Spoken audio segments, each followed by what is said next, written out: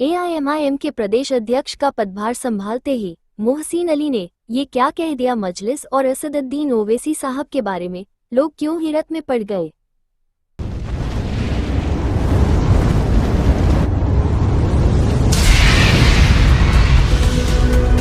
भोपाल। मोहसिन अली साहब के एआईएमआईएम प्रदेश अध्यक्ष बनने पर प्रदेश कोर कमेटी मेंबर एवं एआईएमआईएम के सीनियर लीडर जनाब असलम खान साहब इंदौर के नेतृत्व में नवनियुक्त प्रदेश अध्यक्ष मोहसिन अली साहब के भोपाल प्रदेश कार्यालय पहुंचकर उन्हें मुबारकबाद दी।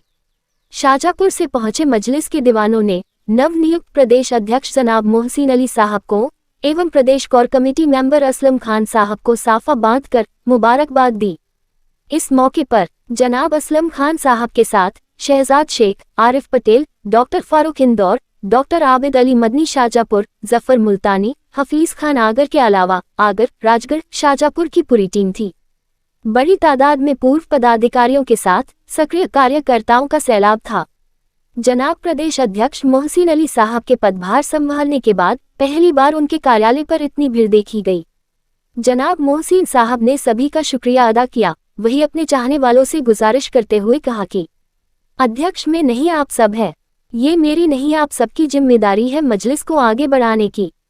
हमें हर वर्ग, हर समाज के हक की लड़ाई लड़ना है, इसके लिए क्या आप मेरा साथ देंगे। एक स्वर में सभी ने अपनी सहमति जताई। उज्जैन जिला अध्यक्ष एवं पूर्व पार्षद फिरोज आजम साहब ने भी अपनी बात रखी। जनाब मोहसिन साहब ने अपने छोटे से उद्बोधन में सबका दिल जीत लिया। इस बीच कई जिलों से विभिन्न पार्टियों के दिग्गज नेता भी आए हुए थे। उन्होंने एआईएमआईएम की प्रदेश में बहुत जरूरत बताए और कहा कि मुस्लिमों, दलितों, किसानों, व्यापारियों, बेरोजगार नौजवानों, विद्यार्थियों की आवाज उठाने वाला कोई नहीं है।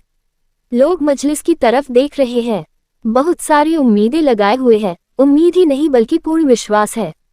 मोहसिन अली साहब की कायदत में लोगों को राहत मिलेगी। साथ ही बहुत जल्द अपने हजारों कार्यकर्ताओं के साथ मजलिस का दामन थामने का वादा किया। मोहसिन साहब ने एक शेर के साथ अपनी बात शुरू की, वही एक शेर के साथ अपनी बात खत्म की। अंत में सभी का आभार प्रदर्शन करते हुए शुक्रिया अदा किया। डॉक्टर आबिद अली मदनी की ग्राउंड रिपोर्ट।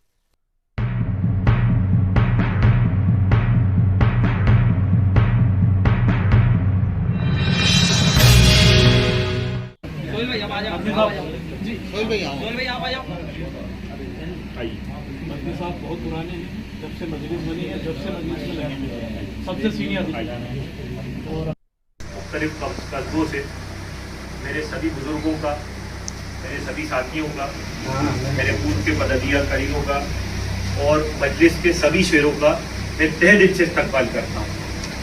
और ख़ास तौर से बड़ी मुझे खुशी है इस बात की कि आज नौजवानों की एक बड़ी तादाद, मध्य प्रदेश के अंदर नौजवानों की एक बड़ी तादाद जो है वो मजलिस के अंदर जुड़ रही है। मैं उन नौजवानों को शेर से मुखातिब कर उन सभी शेर वालों के लिए जोरदार तालियां आप लोगों से चाहता हूँ।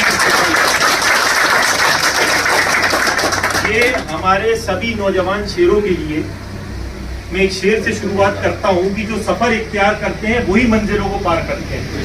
नौजवानों जो सफर इख्तियार करते हैं वही मंजिलों को पार करते हैं। एक बार चलने का हौसला तो रखें, ऐसे मुसाफिरों का तो रास्ते भी इंतजार करते हैं। और कभी इकबाल ने कहा था कि नौजवानों नहीं है तेरा नशेमन कसरे सुल्तानी के गुंबद पर, नहीं है तेरा नशेमन कसरे सुल्तानी के गुंबद पर, बसेरा कर पहाड़ों की चट्टानों पर। शाहीन है तू परवाज़ काम तेरा, शाहीन है तू परवाज़ काम तेरा। और तू क्यों सोच रहा है कि आज हम मध्य प्रदेश के अंदर तेरी सदारत, तेरी क़यादत जो है वो मजबूत नहीं है। अपने अंदर हमें झांकने की जरूरत है, अपने अंदर से गुलामी की जंजीरों को तोड़ने की जरूरत है। यहाँ पे मेरे सदर मोहतरम असदुद्दीन ओवैसी साहब ने कहा था कि मध्य प्रदेश के अंदर, ये मध्य प्रदेश की जमीन बड़ी जरखेज है। फिर मुझे इकबाल का वो शेर याद आता है जब असदुद्दीन ओवैसी साहब ने कहा कि मध्य प्रदेश की जमीन बड़ी जरखेज है, जाओ मोहसिन और मध्य प्रदेश की जमीन को और जरखेज करो। तो मुझे इकबाल का वो कलाम याद आता है, जरा नम हो, जरा नम हो तो ये मिट्टी भी बड़ी जरखेज है साथी, जरा नम हो तो ये मिट्टी भी बड़ी जरखेज है साथी। जो हो ज़ौक़-ए-यकी पैदा तो कट जाती है जंजीरें।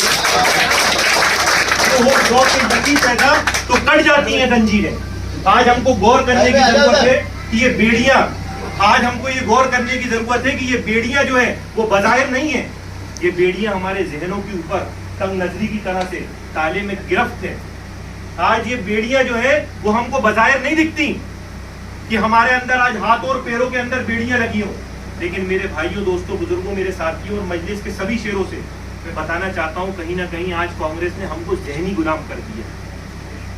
भाजपा ने नहीं, कांग्रेस ने हमको जहनी गुलाम कर दिया। और आज कहीं ना कहीं हम लोग आज मजबूर हैं कि जब हमारे ऊपर कोई जुल्म होता है, जब हमारे ऊपर कोई तकलीफ आती है, कोई नाइंसाफी हमारे ऊपर पेश आती है, किसी तरीके का कोई तशद्दुद मध्य प्रदेश की सरजमीन के ऊपर होता है, तो हमारी नजरें हमेशा जो है उन कायद के ऊपर होती हैं, हमारी नजरें हमेशा कांग्रेस के ऊपर होती हैं। और कहीं ना कहीं कांग्रेस इस मकसद के लिए कामयाब हो गई। कांग्रेस की भी 100 साल से ऊपर मेहनत है, जिसकी नताइज आज हमको मध्य प्रदेश के अंदर दिखते हैं। उन्होंने हमको आज जहनी गुलाम बनाकर खड़ा कर दिया। आज जब जब हमारे ऊपर कोई परेशानी आती है तो हम सबसे पहले ये कहते हैं कि मध्य प्रदेश के अंदर हम साहब फला लीडर साहब किधर जाएंगे, फला राजा साहब किधर जाएंगे, फला महाराजा साहब किधर जाएंगे, और फला उनके साथ जाएंगे, तो फला उनके साथ जब जाएंगे तभी हमारा मध्य प्रदेश के अंदर काम होगा।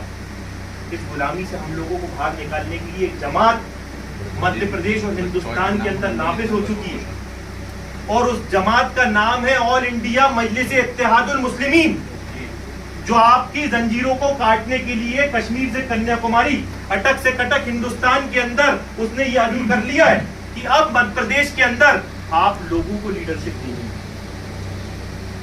अब आप लोगों को सदारत देनी है। आप लोग कायद हैं मध्य प्रदेश के, आप लोग मध्य प्रदेश के रहनुमा हैं। हर आदमी यहाँ जो बैठा हुआ है वो आज मध्य प्रदेश का रहनुमा है। याद रखो मेरे नौजवानों, आज का वक्त बहुत कीमती है।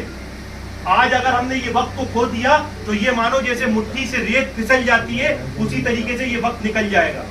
हमारे पास वक्त बहुत कम है, हमें वक्त को बहुत मजबूती से पकड़ना है। आने वाले वक्त के अंदर हमारे ऊपर तमाम तशद्दुद, तमाम जुल्म दस्तक देने वाले हैं, लेकिन मजबूती से मर्दों के सामने हमें खड़े होना है।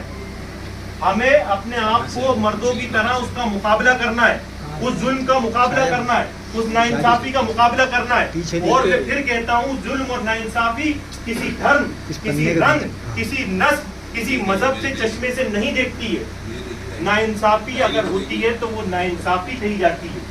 जरूर नहीं है कि अगर मुसलमानों के साथ नाइंसाफी हो तो वो नाइंसाफी है। किसी हिंदू के साथ भी अगर नाइंसाफी होती है तो वो हमारे लिए नाइंसाफी है। अगर किसी मुसलमानों के साथ अगर जुल्म होता है तो भी वो जुल्म है, और अगर किसी गैर मजहब के साथ जुल्म होता है तो भी वो जुल्म है। हमको अपने चश्मे को सुधारना होगा, हमें अपने चश्मे को इंसानियत की नजर से देखना होगा।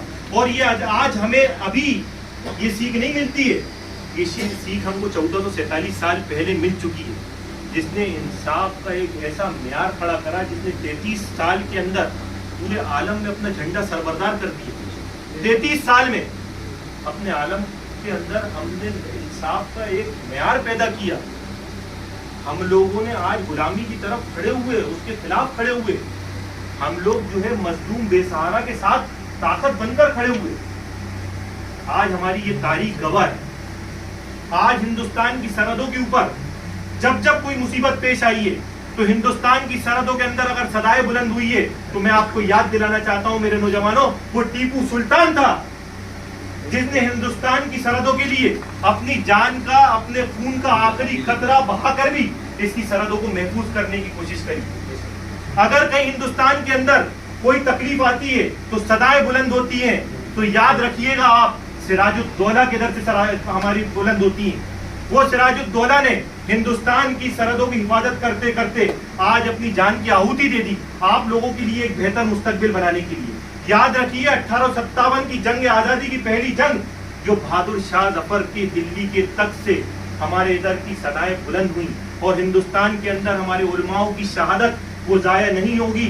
वो ता कयामत तक, दिल्ली से मेरठ तक 10,000 उलमाओं की शहादत हम लोगों को इस बात की गवाही देती है कि जब जब हिंदुस्तान की सरहदों पे कोई अगर मुसीबत आई है, तो वो आप थे जिन्होंने हिंदुस्तान की सरहदों की हिफाजत करी है, वो कोई और नहीं थे।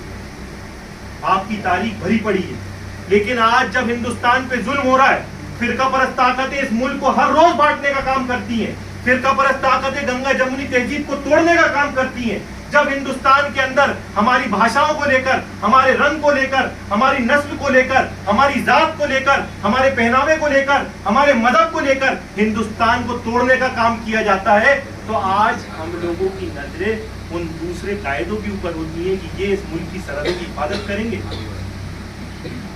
ये हमारे मुल्क की हिफाजत करेंगे। मैं आपको बताना चाहता हूं कि इस ख्वाब गफलत से बाहर निकलिए। अगर हिंदुस्तान के अंदर कोई सरहदों की हिफाजत कर सकता है, हिंदुस्तान को कोई बेहतर मुस्तकबिल बना सकता है, तो वो आप लोग बैठे हुए हैं मेरे सामने, वो आप लोग बना सकते हैं, कोई और नहीं बना सकता। हिंदुस्तान की सरहदों की हिफाजत करना आपके कौमी फराइज भी हैं और आपके मजहबी फराइज भी हैं। मेरे भाइयों, मैं बड़ी जिम्मेदारी से ये बात कह रहा हूं कि दूसरे मजहब